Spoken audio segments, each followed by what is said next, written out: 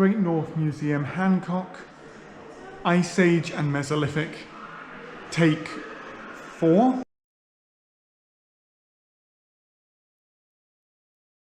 Hello, my name is Alexander Iles and welcome here to the Great North Museum, Hancock in Newcastle. And here in the Great North Museum, we actually have some of the finds that date right the way back to the last Ice Age and the start of the Mesolithic up here in the northeast of England. Now, when you have these finds here, they're really impressive because mostly they're actually to do with the animals that lived around in this landscape. Now, in the episode where I did what was Mesolithic Britain like, we had a look at some of the landscape and we had a look at the Chillingham cattle. The Chillingham cattle are probably either related to the auroch, the ancient species of wild cattle or oxen that lived around the landscape, or they were possibly also related to an escaped group of Anglo-Saxon cattle as well. There's a wee bit of debate about that. But right here, when we look in this case, at the back there, you can see numbered number 5 right there. That is an Oracon. And when you have the Oracon, that just shows you the size of these wild cattle that were roaming around the landscape up here in the northeast of England. When you've got these gigantic cattle, they were wandering from one place to another, and they must have been terrifying to the Paleolithic and Mesolithic humans as they came back into the landscape. Now, it's likely that the auroch didn't come back into Britain until the ice had retreated, and we see the landscape transforming from tundra into deciduous woodland. So that meant that suddenly there were shoots, there were things like nuts, things like that were good for cattle, and it's quite a hard one for us today to imagine, but cattle are actually a woodland animal. So often we imagine them, in fields and stuff like that, but they're woodland animals. So these auroch would move through the woodlands and they would now inhabit this deciduous woodland that covered the British Isles after the Ice Age. Alongside this as well, as the landscape transformed, you also see other species of animal as well starting to come back into the British Isles.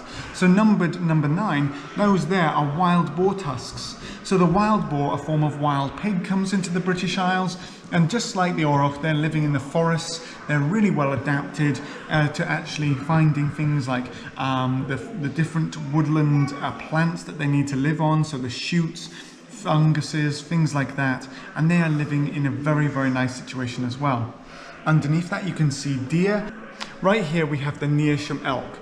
Again, another animal that's probably more to do with the Ice Age than it is to do with the Mesolithic as the ice continues to melt. So this is a large animal that would have been roaming around the tundra and living around Britain roughly about 11,255,000 years ago. So just as the ice begins to melt, we have animals like this roaming around in the British Isles. Now, in the far end of the case right here, we have this amazing amount of bones and tusks right here, and these are mammoths. The mammoth is almost a poster boy for the Ice Age. These huge elephant relations with their shaggy fur walking around the tundra that covered from Ireland right the way around to Siberia. Now, as the ice melted and it turned from tundra into woodland, that actually had a massive effect on the mammoth. Because unlike the auroch, who's coming into the British Isles as they're following the change in the landscape into woodland so that they have food sources, the mammoth is almost the exact opposite. So whereas the auroch is getting the benefit of these new woodland areas with the shrubs and the new plants coming through into the landscape that feed them, the mammoth's losing its entire food sources. When it's losing its food sources, it's now forced into the colder and colder environments. And as it's forced into the colder and colder environments, we see that they're really struggling until eventually they're so horrendously inbred on some of the islands north of Siberia that they eventually die out. And when they die out, they are lost to us forever. Though there is currently a breeding program, a program to actually help clone the mammoth and bring them back to life. So it'll be interesting to see how that works, and it'll be interesting in the future having a look at the effect of maybe reintroducing them into some of the areas in Siberia today. But that all depends on whether or not the program is successful. Now right here we have a cast of the Irish deer. And the Irish deer, as I mentioned before, I showed you some of their bones in the other case, is a gigantic animal that was roaming around Britain during the Ice Age. You just have to look at the size of those huge antlers coming out the top of its head, and you really get an idea and an impression of how amazing this creature would have been roaming around the landscape.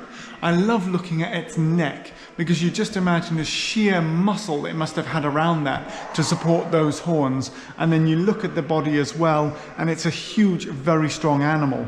You compare that to modern day deer like the red deer and stuff like that. They're much smaller animals, still very impressive with their antlers. But when you look at something like this is a creature out of prehistory that has been roaming around the landscape, and the Mesolithic Britons would have recognized this animal, hunted it, and it maybe would have had important significance to the way they viewed the world spiritually and in other ways as well. So I hope that brings this world to life for you, and you get to have a more in-depth look at some of the animals that were roaming around Britain during the Ice Age and the Mesolithic, and how climate change affected their lives and the way they lived in and around in Britain. So thank you very much for watching. I look forward to sharing more of this with you in the near future. Until then though, please like and subscribe, share with your friends, and if you'd like to support the channel further, I do have a Patreon where you can actually help to support the channel financially as watch it grow. As always, thank you very much, and I look forward to seeing you in another episode shortly.